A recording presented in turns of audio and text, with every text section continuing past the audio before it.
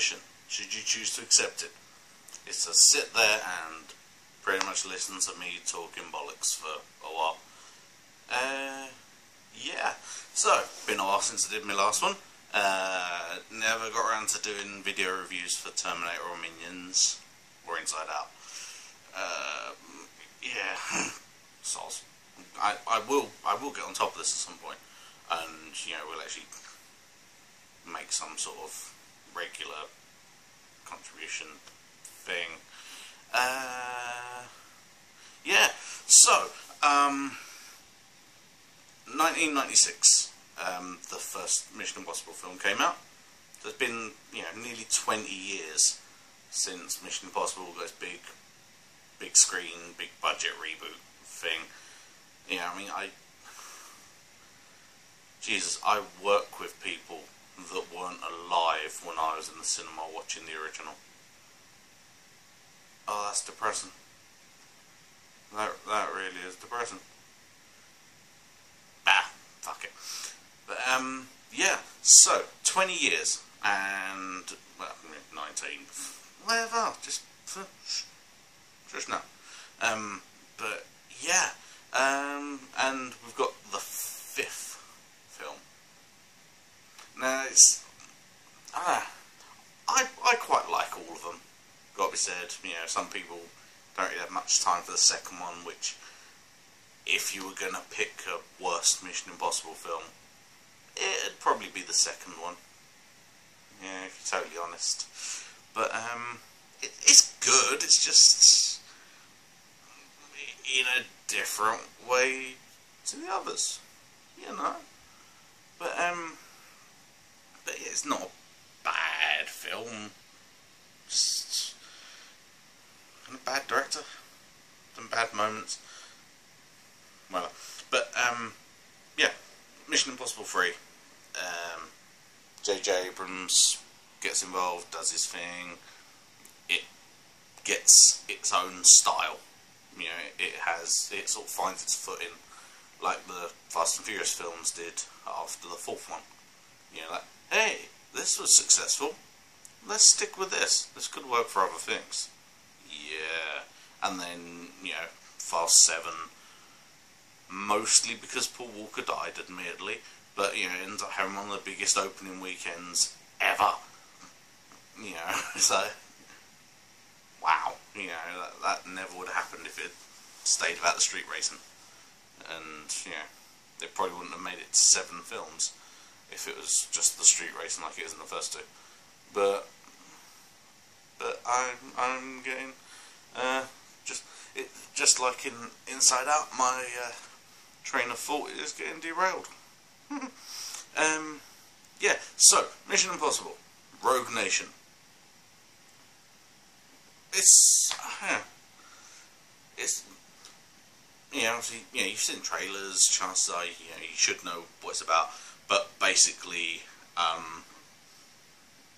evil IMF gets the IMF shut down, and then it's up to what's left of a disavowed secret IMF to go after them and stop them, and, you know, it's stuff. Yeah.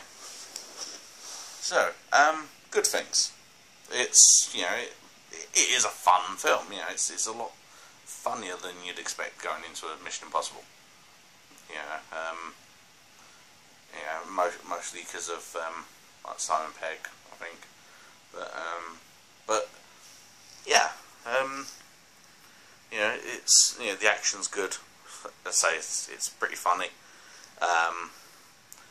The main female character just happens to be painfully hot, especially in that gold dress.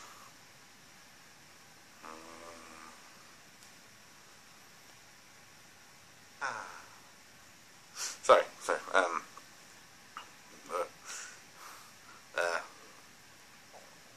flashbacks. Don't worry, it's fine, it's all good. I didn't fight no. Yeah, not quite that old. Feel it, yeah. actually having a birthday, but the other day. But yeah, so it's funny. It's the action's good. It does suffer a bit from Tom Cruise being kind of responsible behind the scenes. It's pretty much kind of a, okay, so your motivation in this scene is to go, ooh blimey, isn't Ethan great? Wow, truly the world would be doomed if it was not for Ethan Hunt, because the rest of us can barely tie our own shoes. Yeah. Thankfully he's here to show us Velcro.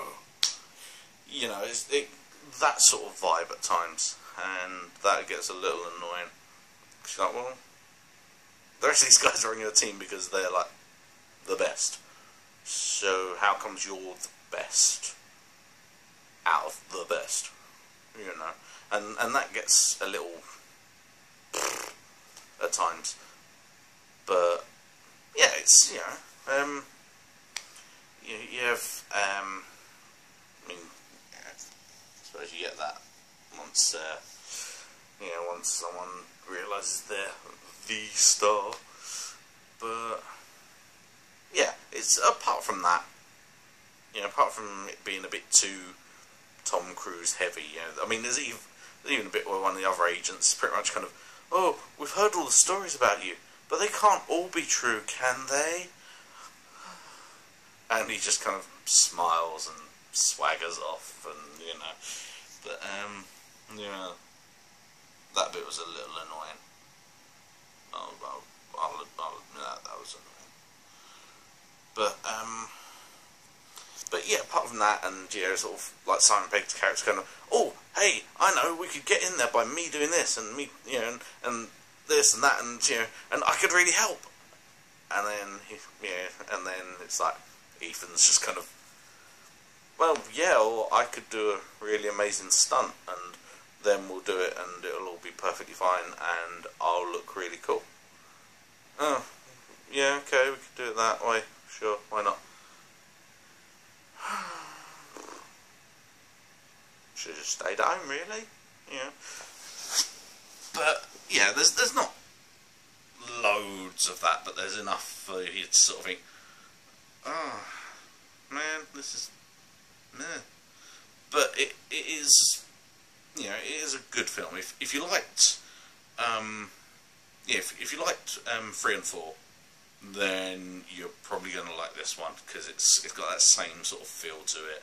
It's probably a bit closer to 4 than 3, because 3 was kind of because of Philip Seymour Hoffman, it was quite dark. The kind of I'm going to find her, I'm going to hurt her, I'm going to kill her in front of you, and but yeah, so if that one didn't have the darkness, then it would be closer to this one.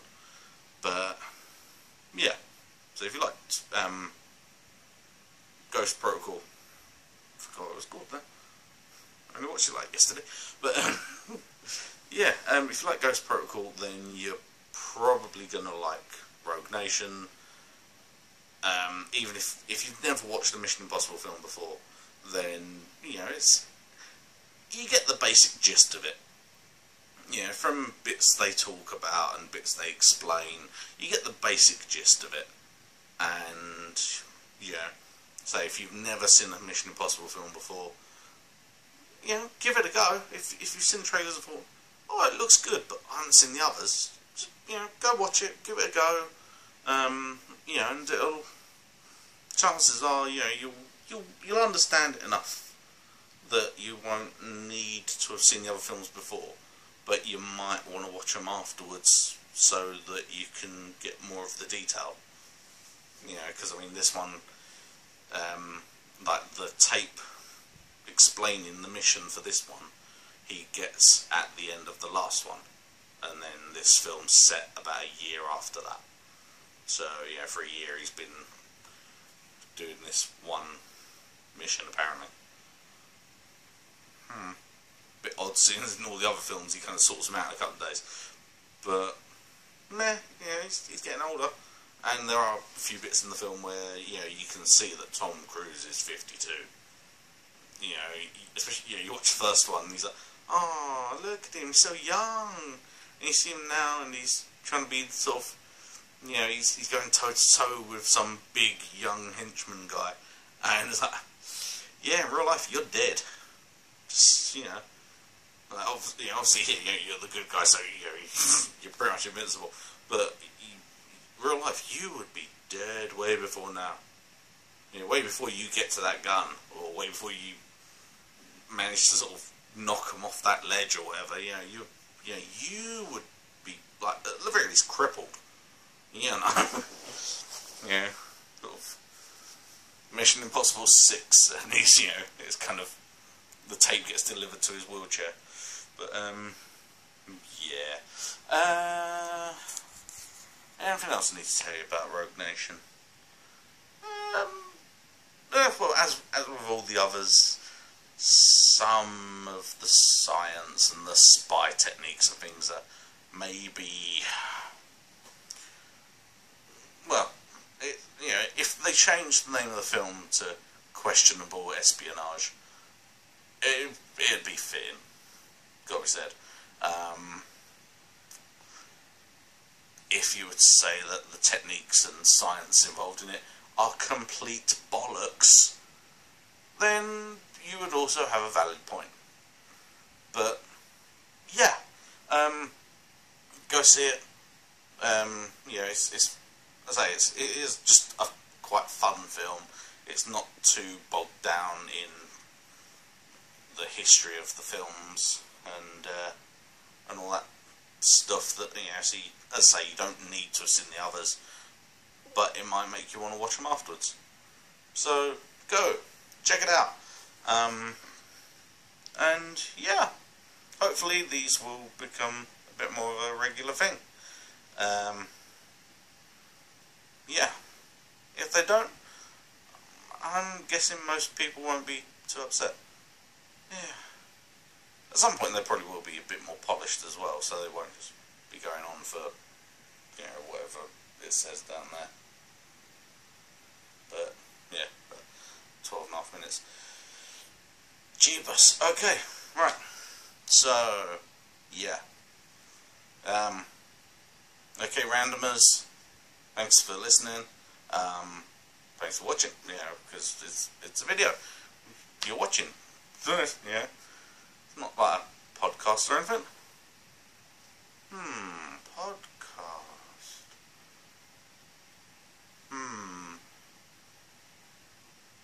Nah. Okay. See you guys later. This message will self-destruct in 5 seconds.